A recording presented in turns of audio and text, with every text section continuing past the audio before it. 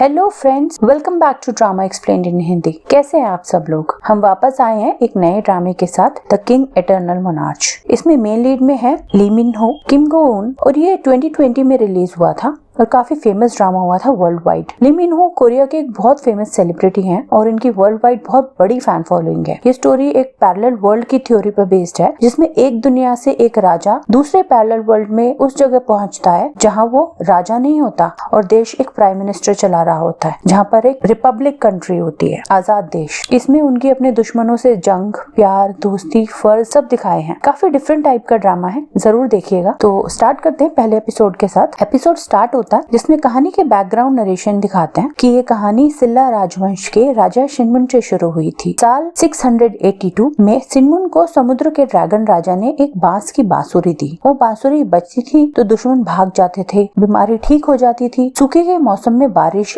और बाढ़ के मौसम में भयंकर बारिश बंद हो जाती थी। इसकी ताकत देखकर राजा ने इसे नाम दिया मानपासियोक बांसुरी और इसे राष्ट्रीय धरोहर घोषित कर दिया। ये सब कहानी एक आदमी पुलिस स्टेशन में सुना रहा होता है। पुलिस ऑफिसर उसके बारे में वेरीफाई करते हैं। नाम लीलिम, जन्म 1951, अभी तुम्हारी उम्र 70 साल है। मुझे तो यकीन नहीं होता, ये कैसे पॉसिबल है? असल में वो आदमी बहुत यंग दिख रहा होता है। लीलिम कहता है, तुम लोग यकीन नहीं करोगे पर 1994 की सर्दियों के बाद मेरी उम्र बिल्कुल भी नहीं बढ़ी है। पुलिस वाले पूछते हैं, ऐसा क्या हुआ? वो जवाब देता है, मैंने उस भाई से जो इस पर यकीन नहीं करता था उससे बांसुरी को हासिल कर लिया। पुलिस ऑफिसर पूछते हैं, तो क्या उसे मारकर हासिल किया था? लीलिम कहता है, ये बांसुरी दुनिया में 20 साल के बाद एक बार सबके सामने लाई जाती है ताकि दुनिया में अमन और शांति बनी रहे। वो फिर पूछती है कि क्या तुमने अपने भाई को मारा? वो कहता है, हाँ, मार डाला। मेरा भाई नाकाबिल था, उसे सिर्फ राजा इसलिए बनाया गया था क्योंकि वो जायज बेटा था और उससे इस बांसुरी की ताकत तक नहीं पता थी कि बांसुरी उसे पूरी दुनिया दिला सकती थी, वो भी एक नहीं दो।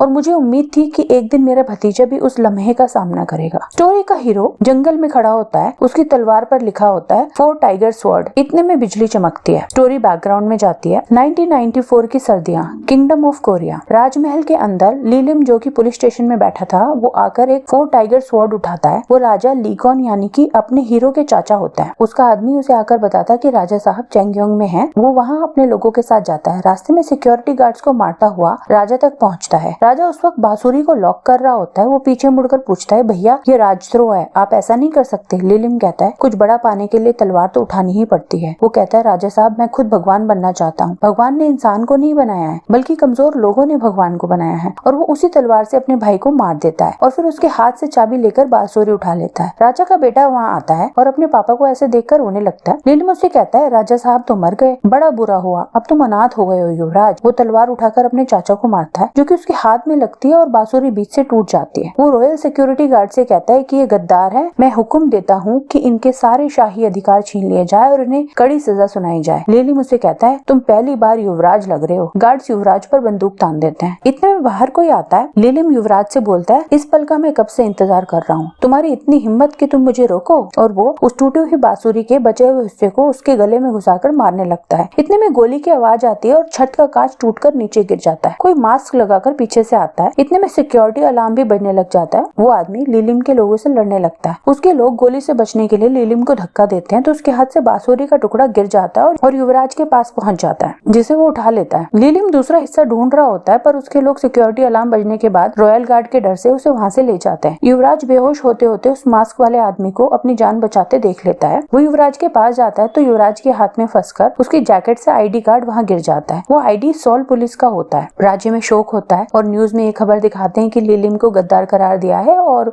युवराज लीगोन को राजा डिक्लेयर कर दिया गया है। और राजगद्दी के दूसरे दावेदार होते हैं लीगोन के ताऊजी प्रिंस और प्रोफेसर बुयोंग, जो कि मौत की खबर सुनकर कोरिया वापस आते हैं और लीगोन की तबीयत के बारे में पूछते हैं। उधर पुलिस लीलिम को ढूंढ रही होती है। लीलिम भटकते भटकते बांसों के जंगल में पहुंचता है और जैसे ही वो बांसुरी का टुकड़ा ऊपर करता है, 2 पिलर चमकने लगते हैं और उनके बीच से एक जादुई रास्ता निकलता है। वो रिपब्लिक ऑफ कोरिया यानी कि कोरिया गणराज्य 1994 में पहुंच गया होता है। दोनों में फर्क यह होता है कि उसकी दुनिया में कोरिया में राजा का राज चलता था और यहाँ देश एक डेमोक्रेसी के रूप में इलेक्शन से चुने हुए प्रधानमंत्री या राष्ट्रपति चलाता है। वो सरप्राइज होकर न्यूज़पेपर देखता है और उससे एक आदमी टकराता है जो उसे भैया कहकर बुलाता है। पर हैरान होकर पूछता है आप खड़े कैसे हो गए। लिलिम उस आदमी से पूछकर उसके घर जाता है। वहाँ उसे उसका हमशक्ल मिलता है जो अपाहिज कंडीशन में होता है। वो उसे मार देता है। वहाँ उसके भाई के बेटे यानी प्रिंस के हमशक्ल बच्चा आता है और उस शक्ल के दो लोगों को देखकर डर जाता है। वो उसे मारने के लिए स्टिक उठा लेता है। लिलिम बोलता है इस दुनिया में भी तुमने वही देख लिया जो नहीं देखना चाहिए था और वही उठा लिया जो नहीं उठाना चाहिए था। वो उसकी तरफ बढ़ता है। उधर दूसरी दुनिया के कोरिया राज्य में प्रिंस लीगोन को राजा बनाया जा रहा होता है। वो अपनी पिता की मौत के शोक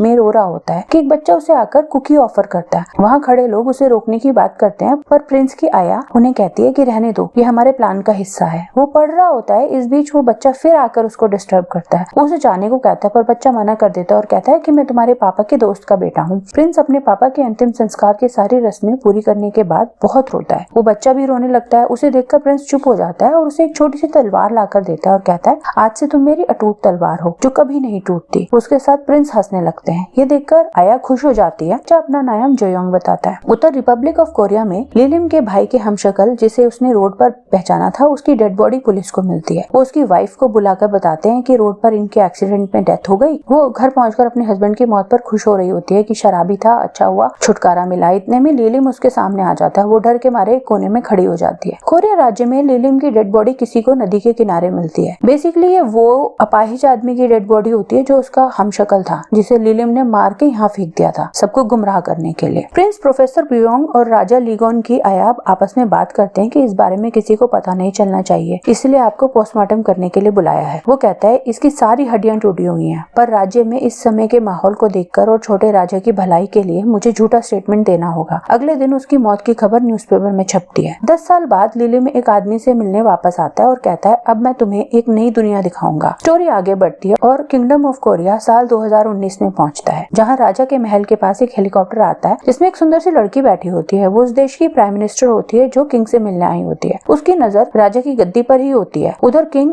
ईगॉन को रेडी होते दिखाते हैं। वो बड़ा हो गया होता है और उसके गले पर बांसुरी की चोट का निशान अभी भी होता है और वो किसी को भी अपने गले को हाथ लगाने नहीं देता। किंग की आया छिप छिप कर उनके रूम में जगह जगह टोटके के लिए कुछ रख रही होती है ताकि उन्हें जल्दी कोई लड़की मिल जाए। इतने में पीछे मुड़कर देखती है तो किंग वहीं बैठे होते हैं। वो बात टालने के लिए पूछती है मैंने सुना है आपसे मिलने प्राइम मिनिस्टर टाइम से पहले ही आ गई। फिर किंग भी मजाक में कहते हैं सुना है इन कार्ड्स में बहुत ताकत होती है इसलिए वो जल्दी आ गई, हो सकता है वही रानी बन जाए। आया चिढ़कर कहती है वो रानी नहीं बन सकती, ये सब बकवास होता है, इसमें कोई ताकत नहीं होती। बहस के बाद वो कहती है कि इस समय राजगद्दी को एक वारिस की जरूरत है। किंग मना कर देता है कि मुझे इन सब चीजों में दिलचस्पी नहीं है। वो गुस्सा हो जाती है। किंग कहता है राजा बनने के बाद मुझसे किसी ने इस तरह बात नहीं की जैसे आप कर लेती हो, और जाते जाते कहता है कि प्राइम मिनिस्टर से कहो मैं उनसे 2 घंटे बाद मिलूंगा। किंग अपने सफेद घोड़े पर सवार होकर हॉर्स राइडिंग पर जाते हैं। वो अपने बचपन के साथी जुयोंग को कार्ड्स के बारे में बताता है। वो उससे पूछता है कि कहीं ऐसा तो नहीं कि तुम भी इसमें शामिल हो। जुयोंग कहता है पूरी तरह से तो नहीं। इतने में प्राइम मिनिस्टर को वहाँ पहुंच जाती है। किंग को यह पसंद नहीं आता। वो आते ही जल्दी आने के लिए माफी मांगती है और कहती है कि मैं मैक्सिमस यानी कि आपके घोड़े से मिलने जल्दी आई हूँ। किंग कहता है इसे लड़कियां पसंद नहीं है। वो मीडिया को दिखाने के लिए कुछ फोटो खिंचवाने की रिक्वेस्ट करती है और बातें करते करते जानबूझकर किंग ईगॉन के पास आकर बात करती है ताकि मीडिया वाले उनके ऐसे फोटो ले। वो पूछती है कि मैं भी हॉर्स राइडिंग सीखना चाहती हूँ। किंग कहता है एक बात ध्यान रखना, आप उसके साथ ईमानदार रहोगे तो आपका घोड़ा दूसरी दुनिया तक आपका साथ नहीं छोड़ेगा। क्या आप वाकई ईमानदार हैं? वैसे हमने देश की रिपोर्ट तो डिस्कस कर ली और फोटोज भी हो गई, तो मीटिंग यहीं खत्म करते हैं। उधर जुयोंग और किंग का बड़ा अच्छा मोमेंट दिखाते हैं कि जुयोंग उनके बाथरूम में भी खड़ा रहता है और वो उससे इस बात के लिए टोकते हैं। तो जुयोंग कहता है कि आप पर नजर रखनी पड़ती है, कभी आपने अपने बाथरूम में कोई सुरंग खोदी हुई हो अकेले बाहर जाने के लिए। उसके बाद किंग बच्चों को स्टोरी सुनाने के लिए जाते हैं। वो बच्चों को एलिस की स्टोरी सुनाता है जो सफेद खरगोश के पीछे ट्रैप में फंस जाती है। पर वहाँ बच्चों को स्टोरी से ज्यादा इस चीज में इंटरेस्ट होता है कि किंग की कोई गर्लफ्रेंड है क्या। वो कहते हैं मेरी कोई गर्लफ्रेंड नहीं है। वैसे मुझे पता है आप लोगों को ये पूछने के लिए किसने कहा है, और अपनी आया की तरफ देखता है। वहाँ से वो रोइंग कंपटीशन में जाता है। वहाँ एक लड़की भागते हुए किसी से छुपते हुए आती है। वो खरगोश की जैकेट पहनकर भीड़ में छुप जाती है। एक दूसरी लड़की वहाँ जुयोंग की फोटो खींच रही होती है। उधर किंग कंपटीशन जीत जाते हैं। इतने में जो लोग लड़की को ढूंढ रहे होते हैं हवा में फायर कर देते हैं। थोड़ी भगदड़ मच जाती है। जुयोंग किंग को छुपाकर वहाँ से निकलकर साइड में छोड़ देता है। किंग उस लड़की को देख लेते हैं और उसका पीछा करने लगते हैं। जुयोंग उनके पास पहुंचकर कहता है कमाल का स्टेमिना है आपका, इतनी देर रोइंग करने के बाद भी इतनी दूर दौड़ कर आ गए। किंग कहते हैं मैंने खरगोश और घड़ी को देखा। महल में पहुंचकर जुयोंग किंग को बुलेट प्रूफ जैकेट देता है और कहता है आज के बाद आपको ये पहनना होगा। किंग कहता है तुम्हारे होते हुए इसकी कोई जरूरत नहीं है, मेरी जगह तुम ही पहन लो। वो बताता है कि गोली चलाने वालों को हमने पकड़ लिया है, पूछताछ जारी है, पर आप मुजरिम को खुद क्यों पकड़ना चाहते हो। किंग कहता है मैं किसी को नहीं पकड़ना चाहता, मैं तो सिर्फ उस चेहरे को ढूंढ रहा हूँ जिसे सिर्फ मैं पहचानता हूँ। और उसके बचपन का वो सीन दिखाते हैं जिसमें किसी मास्क वाले इंसान ने उसे बचाया था। वो बोलते हैं हर बार जब भी ऐसा कुछ होता है आता है ना तो मुझे उसकी मौजूदगी का एहसास होता है। जोयोंग कहता है 25 साल पहले की बात है, अब तो वो चेहरा बूढ़ा हो चुका होगा, क्या आप उसे अब भी पहचान पाएंगे? किंग कहता है पता नहीं, हो सकता है अनजाने में हम पहले भी मिले हो, लेकिन मुझे बचाने वाला एक बार भी मुझसे मिलने क्यों नहीं आया? जोयोंग कहते हैं क्योंकि अब आप बड़े हो गए हो और आपको किसी की मदद की जरूरत नहीं है। जोयोंग फिर जैकेट की बात करने लगता है। किंग उसे भगा देता है। वो एक स्टोरी बुक निकालता है, खरगोश की स्टोरी वाली, और उसमें बीच में वही आईडी रखा होता है जो बचपन में उसको बचाने वाले का गिरा था। उस आईडी कार्ड को देखकर कहता है अब मैं तुमसे बड़ा हो गया हूँ लेफ्टिनेंट जोंग तेउल। उधर रिपब्लिक ऑफ कोरिया में जोंग तेउल गाड़ी रिवर्स करते वक्त टक्कर मार देती है। सोसाइटी का वॉचमैन गाड़ी के ओनर को फोन करके इन्फॉर्म करता है और वो वहाँ से भागने लगती है, पर जाते जाते फिर मार देती है। सोसाइटी का दूसरा वॉचमैन कहता है वो लोग बाहर नहीं आएंगे, सिर्फ डिलीवरी बॉयज को फ्लैट तक जाना अलाउड है, वो कभी बाहर नहीं आते। छत पर कोई सब पर नजर रखे होता है और डिलीवरी बॉय को मैसेज करता है कि अपने 2 साथियों के साथ बाहर आ रहे हैं। वो छत पर खड़ा आदमी तेउल को भी फोन करके पूछ रहा है तुम ठीक हो? वो कहती है हाँ मैं ठीक हूँ, ये तो मेरा रोज का काम है। वो कहता है मैं तुम्हारे कपड़ों की बात कर रहा हूँ, क्या अजीब कलर कॉम्बिनेशन है। वो कहती है अच्छा तो लग रहा है मुझ पर। इतने में कुछ बदबू के बारे में उसे याद आता है और वो रिवर्स गियर डालकर तेजी से गाड़ी बैक करके वहाँ पहुँचती है। गाड़ी से नीचे आती है तो उसका ओनर उसको कॉलर से पकड़ने लगता है और उसे जोर से एक मारती है और उसकी गाड़ी की डिक्की खुल जाती है जिसमें एक डेड बॉडी होती है। वो कहता है मैं इसे नहीं जानता। जोंग तेउल अपने माइक पर कहती है कि डिक्की में एक डेड बॉडी मिली है और हम इस केस को इलीगल गैम्बलिंग के केस से मर्डर केस में बदल रहे हैं, और वो उसे हथकड़ी लगाकर स्टाइल से एक किक मारती है। वो बेहोश हो जाता है। उसके साथ ही भागने लगता है तो छत वाला आदमी उन्हें रोकता है और सबको पुलिस अरेस्ट कर लेती है। बेसिकली ये सब लोग अंडरकवर पुलिस ऑफिसर्स होते हैं जो इलीगल गेमिंग के रैकेट को पकड़ने आए थे। वो सब लोग इस केस को मर्डर केस में तब्दील होने से दुखी होते हैं क्योंकि सब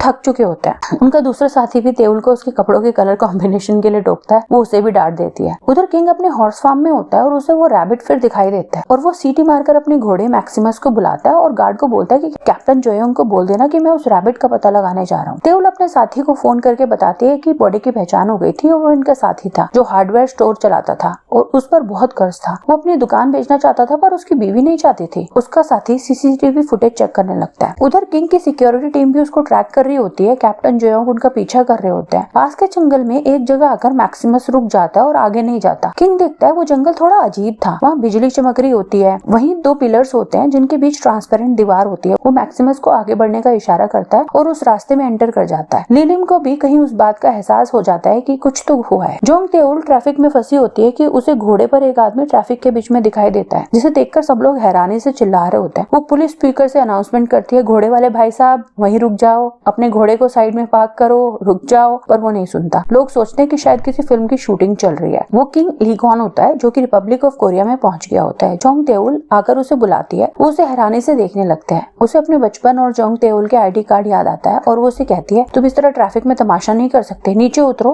और इधर आओ। वो उससे कहती है कि तुमने रोड ट्रैफिक का लॉ तोड़ा है और तुम्हें फाइन भरना पड़ेगा अगर तुम्हारा घोड़ा सड़क पर गंदा कर देगा तो। वो अपना आईडी दिखाती है। किंग नीचे उतर कर आता है और उसका आईडी देखकर कहता है आखिरकार मैंने तुम्हें ढूंढ ही लिया, लेफ्टिनेंट जोंग तेउल, और उसे गले लगा लेता है। वो हैरान रह जाती है कि ये क्या हुआ और इसी के साथ ये एपिसोड खत्म हो जाता है। हम जल्द आएंगे इसके नेक्स्ट एपिसोड के साथ। अगर आपको ये एपिसोड अच्छा लगा है तो हमें लाइक शेयर सब्सक्राइब करना मत भूलिएगा। आपके कमेंट्स का हमें इंतजार रहता है। एक और बात, हमने रिक्वेस्ट वाले ड्रामा पर काम इसलिए नहीं किया क्योंकि बहुत कम लोगों ने रिक्वेस्ट की थी। अगर थोड़े ज्यादा लोग किसी ड्रामा की रिक्वेस्ट करेंगे तो हमें क्लियर आइडिया हो पाएगा कि आप क्या देखना चाहते हैं। Thank you for watching.